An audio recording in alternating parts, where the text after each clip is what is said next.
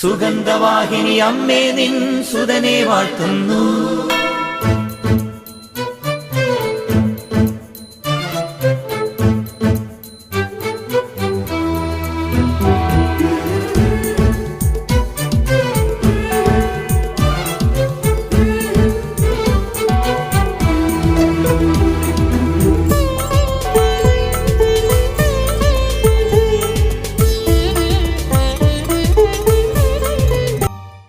സഹോദരങ്ങളെ, പ്രഭാതവന്ദനം. ഇന്ന് മോനിക്ക പുണ്യവതിയുടെ ഫീസ്റ്റാണ്.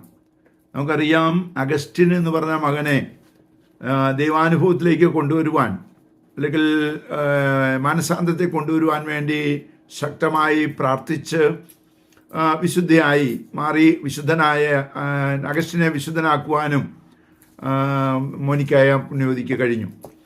ഇന്നത്തെ സുവിശേഷം പറയുന്നത് ഒരു നായിൻ പട്ടണത്തിലെ ഒരു വിധവയുടെ മകൻ മരിച്ചതിനെ കുറിച്ചാണ്. വിലാപയാത്രയുമായി പോകുമ്പോൾ ആ ശവമഞ്ചത്തിൽ തൊട്ടുകൊണ്ട് ഈശോ സുഖപ്പെടുത്തുകയാണ്. അതെ, അമ്മയുടെ കരച്ചിലിൻ്റെ മുൻപിൽ തമ്പുരാൻ നിൽക്കുന്നതിനെ കുറിച്ചാണ് വ്യക്തമായിട്ട് മനസ്സിലാക്കി തരിക. അതുകൊണ്ട് സ്നേഹമുള്ള സഹോദരങ്ങളെ, ആയിട്ടാണ് നിങ്ങൾ ദൈവത്തിൻ്റെ സന്നിധിയിൽ കരയുന്നെങ്കിൽ ഏതൊരമ്മമാരുടെയും കരച്ചിലിന് വലിയ ശക്തിയുണ്ട്. കാരണം അവരെ കർത്താവിൻ്റെ സന്നിധിയിൽ തീർച്ചയായിട്ടും വലിയ വിലയുള്ളവരാണ് അവർ. അതുകൊണ്ട് നമുക്ക് ആഗ്രഹിക്കാം, ആത്മാർത്ഥമായിട്ടുള്ള കരച്ചിൽ ദൈവത്തിൻ്റെ സന്നിധിയിൽ എത്തുക തന്നെ ചെയ്യും. അതിനായി പ്രാർത്ഥിക്കാം. പരിശുദ്ധ അമ്മേ സഹായിക്കണേ. വിശുദ്ധ ഔസേപിതാവേ ഞങ്ങൾക്ക് വേണ്ടി പ്രാർത്ഥിക്കണമേ.